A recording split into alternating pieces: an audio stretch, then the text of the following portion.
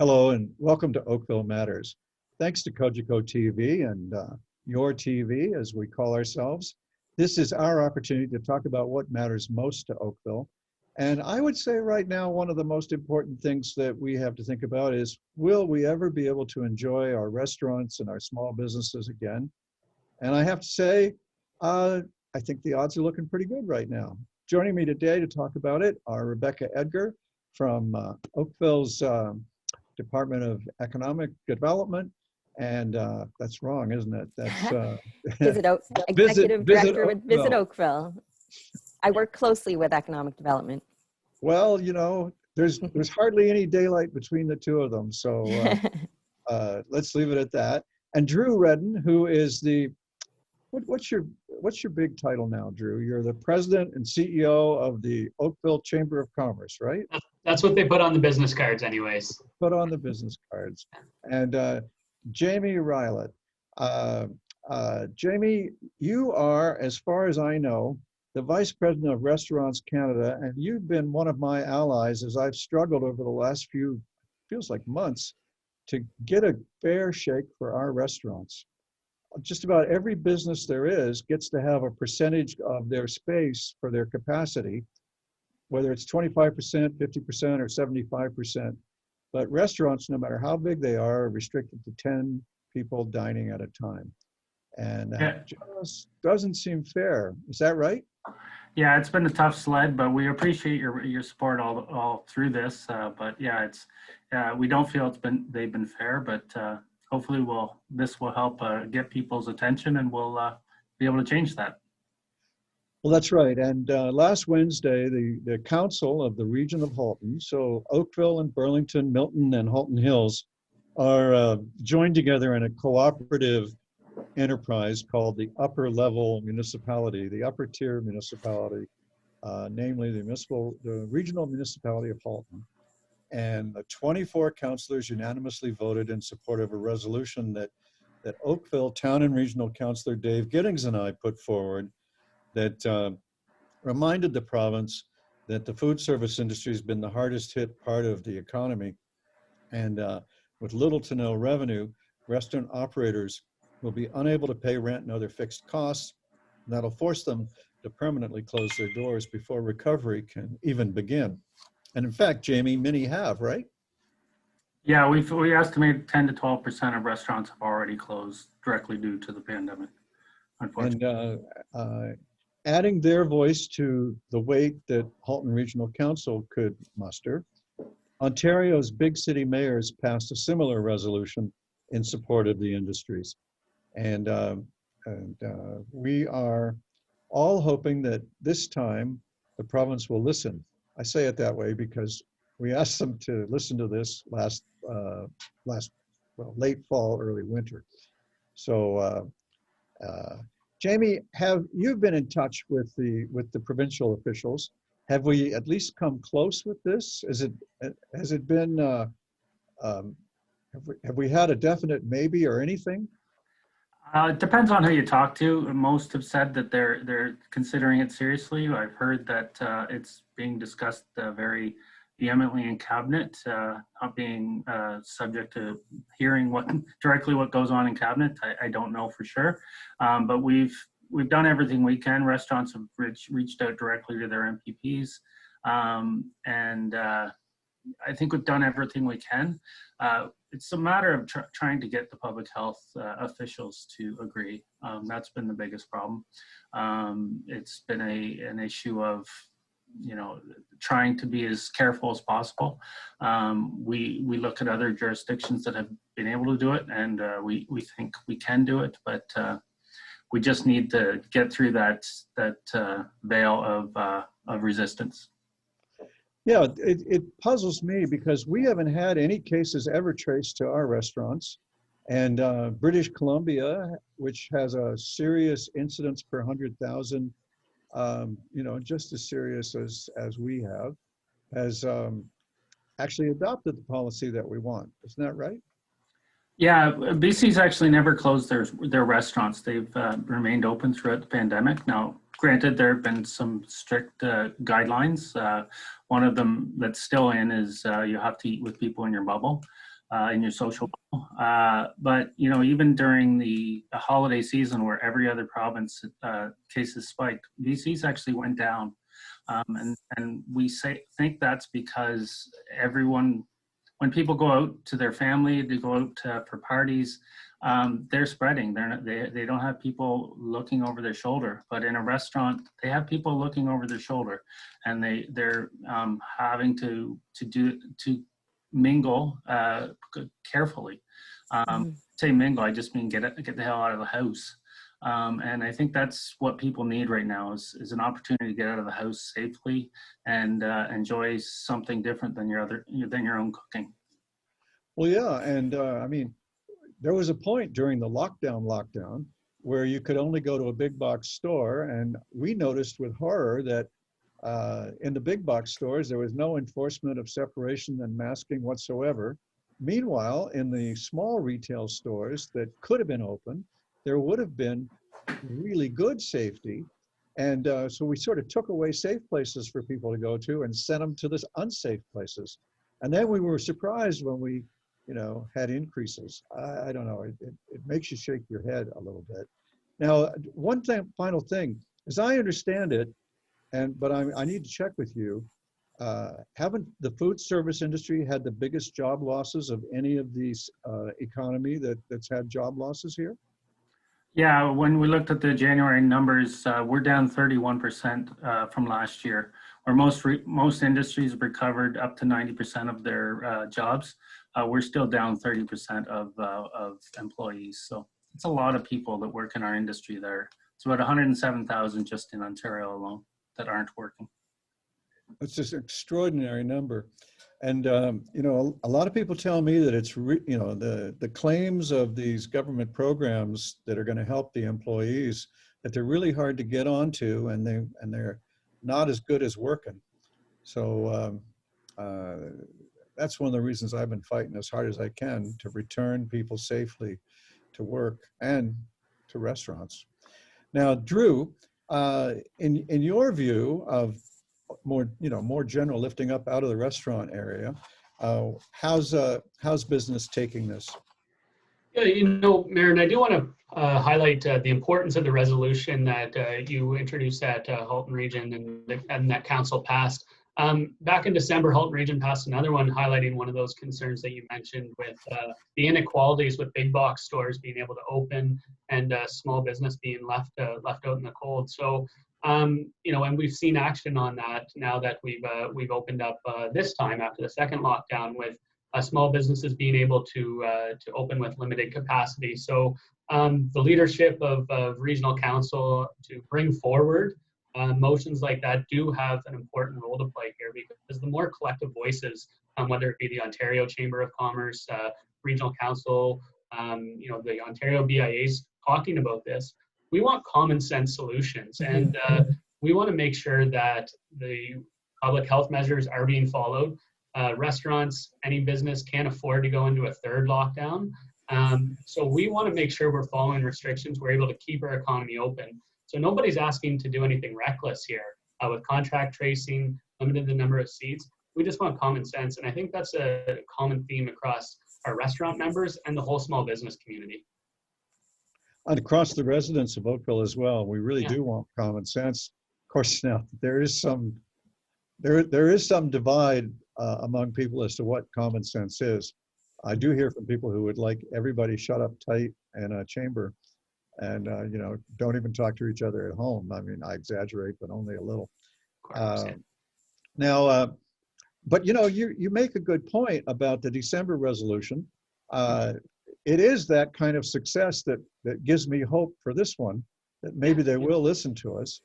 Now, Rebecca, Visit Oakville has, I think, been stepping up for the restaurants.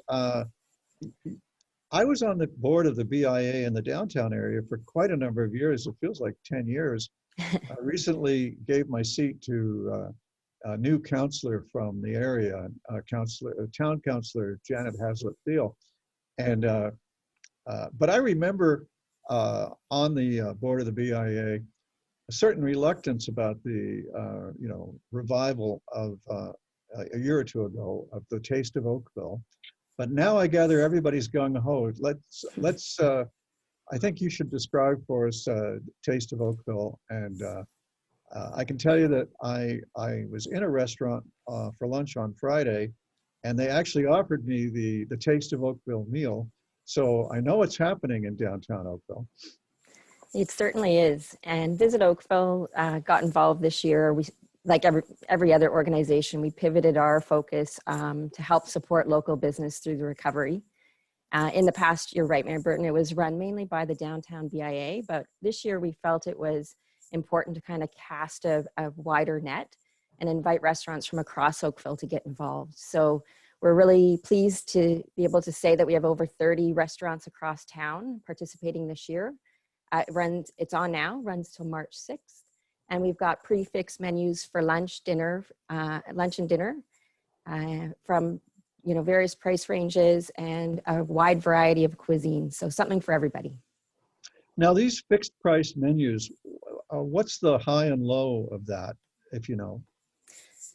Yes, certainly. Lunch runs between $20 and $30, and dinners between $25 and $50. And again, just a great variety. I've been doing my best. I've kind of made it my mission to eat out as much as possible over the 3 weeks of taste. And from my 13-year-old and my husband, everybody seems to find something that they enjoy. So the range, the actual fixed price depends on which restaurant you go to then, I gather. Right. So you'll see $20 lunch, for example, might be a really nice salad with a croissant and maybe a beverage, whereas the higher fixed price dinner options might be, some seafood, steak and frites, that kind of thing. So yeah, it definitely depends on the menu options. Steak and frite. I know, just talking about it makes me hungry. It's been a long time. Now that I think about it, I missed an opportunity for a great promotion. I should have ordered each one of you lunch, and we could have had a taste lunch while we discussed the event. We had our staff. I'll just pretend. And Jamie, I invite you to come out when things open up and we're able to welcome people back. We'd love to have you come out to Oakville. That would be great. Thanks. So now, so you've done a good job of explaining the difference between this Taste of Oakville and the older one, or the previous ones. Does this mean that, dare I hope, we have restaurants participating north of the QEW? That would be wonderful. We do. I think we certainly have room to grow in that area. I think we have 5 or 6 restaurants this year who are north of the QE. We were able to get word out through our social channels and our e-news, but we also we're very fortunate to have partners like the Chamber as well as the 3 BIAs who reached out to their members. So you'll see a higher proportion of BIA members because of those communication channels. But I think as we work our way through this event and more restaurants learn about it, hopefully we'll have more north of the QE come to the table next time around. Well, now, I'd like to talk about patios, partly because the town has bent over backward to try to make patios easier to do, and we've extended through the end of this year all of our patio permissions, and the province has been good about continuing to exempt restaurateurs from the I would say the very slow and somewhat expensive regulation of the AGCO, the provincial regulator around liquor for patios. Jamie, do you want to talk about that angle, that part of it? Yeah, I appreciate that. Yeah, it was one of the first things we identified early in the pandemic was that we knew that once reopening started, patios would probably be first, and for many places, the longest lasting. So we reached out to AGCO. We worked with them to try and get cut through the red tape, if it were. Government of Ontario was very helpful, but I also reached out to every municipality in Ontario. And I gotta say, kudos to you. Oakville was the first to respond and saying, we're working on this. We're working with Economic Development, and we really want to do something special. So kudos to you, and it's worked across the province.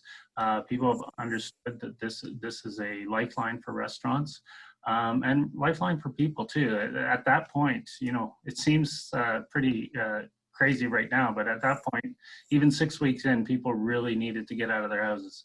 So here we are a year later. I think they're going to need that even more. So Can't wait. continue to expand patios and welcome people out. It's great. It's a great thing for all communities. Well, I had a meeting with the chief administrative officer of the town of Oakville before this, and she was telling me, oh, thank goodness in a week, all the snow will be gone and we won't have any more worries about, did we get this one or did we miss that one? And this reminded me of something my wife said to me early this morning, which is, oh, winter's over, we're not going to have snow anymore. And I'm the son of a weatherman. I said to both of them, I'm sorry, but this is only the February thaw. Winter will be back. And both ladies looked at me like I had horns growing out of my head. But I do believe that we are getting closer to spring, and the patios will be, I think, something of a help to people. But Rebecca and Drew, there are other supports available to restaurants, as if I remember correctly. And Jamie, there's another one that we ought to campaign harder to get, just before we go to the ones that we've got. I'm told that restaurants don't get any kind of a wholesale rate from the LCBO for the alcohol that they buy and serve, and that's always actually we pay more. Yeah, actually we pay more than retail at LCBO, and pay about 30% more than retail at the beer store. So that's something we've been working on for years. Actually, I'm talking to the government quite a bit in the pre-budget hearings. So touch wood, hopefully we'll get something addressed there. Every little bit helps, but it definitely will help restaurants if they can get some sort of wholesale price on alcohol. Gee, that's we were talking about people want things to make sense. That doesn't make sense at all to me. Maybe it never has. Maybe our councils should offer up some resolutions in support of your campaign. I would love to. I'll send you all the details if you want to try and support. Yeah. I mean, a couple of times, on the AGCO fee reduction on the patios, I'm pretty sure you had already persuaded them, but we passed our resolution that was like 3 days later they did it. So we felt, yay. It always, you know what, in that case, and it's very serious that AGCO takes the input of municipalities very seriously. So, and anytime they tighten rules, it's usually because municipalities ask for it. But when they're losing it, they do need to know the municipalities are on board. So I wouldn't belittle or make here. I think you really did have an effect in that they knew that they had the backing of the municipalities. Well, we'll be there for you again then. Rebecca, Drew, the remaining thing we need to cover is what the restaurants can look to for help. Yeah, sure. Yeah, and I think picking up just on that patio and the liquor restrictions as well, restaurants have enough going against them right now with all the restrictions. Anything towns, municipalities, the province can do to make life a little bit easier for the restaurant industry, for small business in general, is so important. That's why the patio program here in Oakville was so welcomed by the whole business community in the town, because restaurants can make that decision if patrons want to sit out in the cold, but let's at least give them that option, give them the chance to survive. And so that is so important. Any signals we can send with any of these regulations that just give restaurants and small business that fighting chance, that's so important as we move forward here in these coming months. Well, sitting in the cold is not as bad as it sounds. I remember very clearly taking my kids to Blue Mountain to snowboard, and they had a deck I could sit on and have a drink and watch them oodle down the slopes over and over again. And I thought that was a very nice way to get my exercise. The best way to ski. Yeah. there's been some cold days in this lockdown that I would gladly put snow pants, a toque, and a jacket and go sit on a patio and have a nice warm bowl of soup or a beer or something like that. So let people decide and give restaurants those tools. Yeah, Rebecca, you go ahead. I was just going to ask residents too. There's things we can do as individuals, and first check out atasteofoakville.com and have a look at the menus that are available there. Order in, takeout, and we talked about some in-restaurant dining is available now. Don't stop tipping. In fact, if you can, tip more than ever to support the folks who are working in the restaurants. Buy gift cards, leave a glowing review. That's something we can all do that doesn't cost us anything. Tell your friends about your great restaurant experience. And I think above all, be patient and be kind.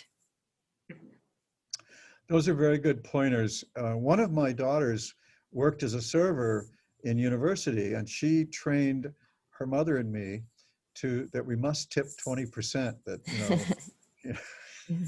So we've continued to do that even when we're not being served. Obviously she's not working as a server anymore, but that is worth doing. I suppose what Rebecca just said really boils down to one of the best supports available to the restaurant industry is you who are watching us, because you can make a difference. And I started this segment with some words of optimism about how we might be getting better, and I'm saying that because as it stands right now, for quite a time now, the COVID numbers in Halton have been coming down in a really wonderful way, and we are looking to me like we're inches away from the next color down. And if we keep the pace that we're on, we might go down. In a week or two, we might be able to go a couple of colors down, and that'd be good for everybody's mental health as well as the business of the business of our businesses. In the 5 minutes we have left, I want to address one of the well, it's not the stranger, one of the most difficult questions that I get. And that is that I get a fair number of people wanting me to find a way to shut the border so that no one from Peel or Toronto can get into Oakville because they have so much more COVID, and the assumption is that they bring it with them. And I have to explain, and I will again, that we don't have a law that lets us bar people from visiting us. And instead, what we have to protect us is we have our proven public health defense mechanisms. And they are: keep 6 feet between you and people you don't live with, wear a mask, wash your hands, cover your cough and sneeze, and make other people do the same. I've been very proud of the way our restaurants have enforced those rules on visitors. And I've been in a restaurant when a manager had a table of, as it happens, 6 young people from Oakville. They weren't visiting from Peel, and they were misbehaving and not following the rules. And she threw them out. And I heard her exclaim as she, saw them out the front door. And these were wonderful words to say to kids: and don't come back until you grow up. And I just thought that was so perfect, because you have to, a test of are you grown up is, do you care about other people? Do you take precautions to avoid making other people ill? So we can't bar visitors, but we can protect ourselves and them if we'll all just follow the public health guidelines about, don't get the disease, don't pass the disease. Simple things: stay 6 feet apart, wear a mask, cover your cough and sneeze. Only go out for essentials. Don't go out at all if you're feeling ill.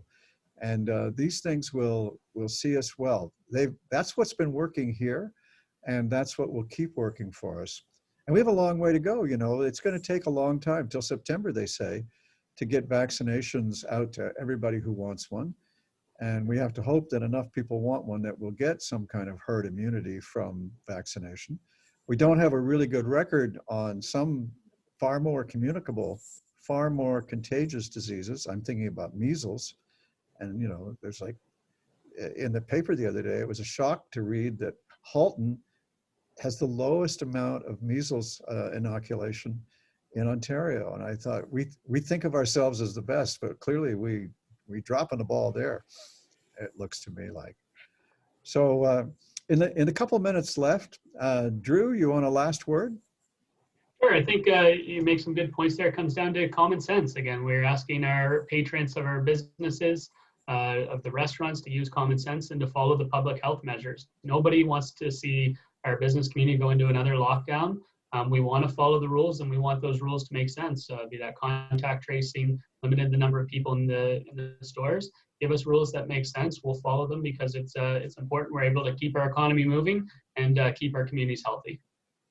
Thank you. That's well said. You know, our shopkeepers and our restaurateurs, they're the best enforcers there are of these rules. And why? Well, because they know their livelihood depends upon it. And that's why I have so much faith in them and such high respect for them. Jamie, I can give you a minute for your last word. Just quickly, you know, we talked about everything that we're working on, but I want to pick up on something Rebecca said. You can support restaurants in many ways, but often the kind word is a lot to do with whether they'll continue. Restaurants right now are looking at huge debt loads, and they're wondering, should I continue? Should I try and keep going? And if a kind word saying you're a valuable part of this community goes a long way. That's an excellent point. Rebecca, I hope at home you're used to having the last word, because you get it today too. I could get used to that.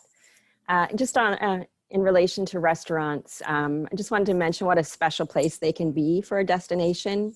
They can be a unique and a special restaurant can be a real attraction for a destination, and it can also be a place where we unite with people, we celebrate, and we create memories. So do support the restaurants through recovery. Participate in a tasteofoakville.com. And for anybody waiting to come to Oakville, we look forward to welcoming you back when we're able to do that. Thank you, Rebecca. Thank you, Drew, and thank you, Jamie. And thank you for joining us today. Let me know, my email is mayor@oakville.ca, what topics you'd like to see, and I look forward to seeing you next time on Oakville Matters.